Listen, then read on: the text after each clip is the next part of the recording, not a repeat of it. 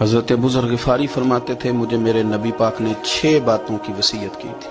سب سے پہلے حضور نے فرمایا تھا ابو ذر مسکینوں سے محبت کرتے رہنا۔ دوسرا نبی پاک صلی اللہ علیہ وسلم نے فرمایا تھا جب بھی دیکھنا نیچے والوں کو دیکھنا، اوپر والوں کو نہ دیکھنا، مالداروں جاگیرداروں پہ توجہ نہ کرنا، ذہن خراب ہو، نیچے دیکھنا، غریبوں کی طرف توجہ رکھنا۔ تیسرے نمبر پر نبی پاک صلی اللہ علیہ وسلم نے فرمایا تھا ہر حال میں حق بات کہنا اگرچہ وہ کڑوی ہو۔